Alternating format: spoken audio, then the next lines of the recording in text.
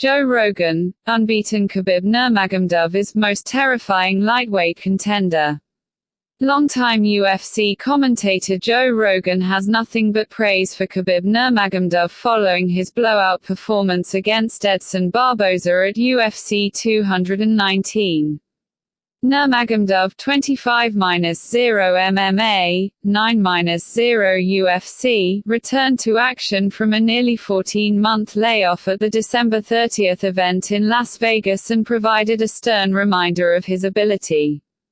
He completely dominated Barboza, 19-5 MMA, 13-5 UFC, for 3 rounds, winning a unanimous decision by scores of 30-25, 30-25 and 30-24. The Brazilian was completely at the mercy of Nurmagomedov's game. The Eagle said he used the octagon time to get himself back in a proper groove after so much time off, and although a finish would have been nice, Rogan explained on a recent edition of the JRE MMA Show podcast that the 15-minute performance was just as frightening as a quick knockout or submission. He's just on such another level that the odds of beating him drop significantly after the first minute and a half, Rogan said. You saw the look on Barboza's face 2 minutes in and he's trying to get up. You saw the look on his face and it's like, expletive, how am I going to deal with this? It's just the next level. In the time since Nurmagomedov got his head raised at UFC 219, the 155-pound title picture has become even more intriguing.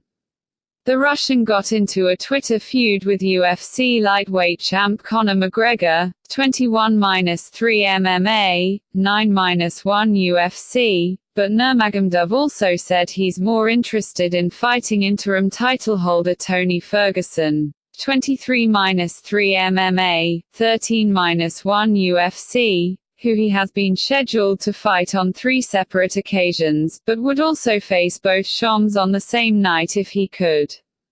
The natural order of the weight class should see McGregor fight Ferguson in a unification bout, while Nurmagomedov gets a crack at the winner. It remains to be seen if that's how the situation will play out, but Rogan made it clear he feels anyone who steps in the octagon with Nurmagomedov is going to have a lot to worry about.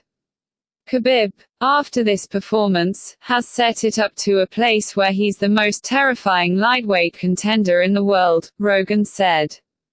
Then you have Tony Ferguson, who's a expletive, and has the interim championship. Then you have Conor, who knows what happens with him. I think the UFC's going to give him some time. Let the holidays pass, see what the expletive happens and then make some moves.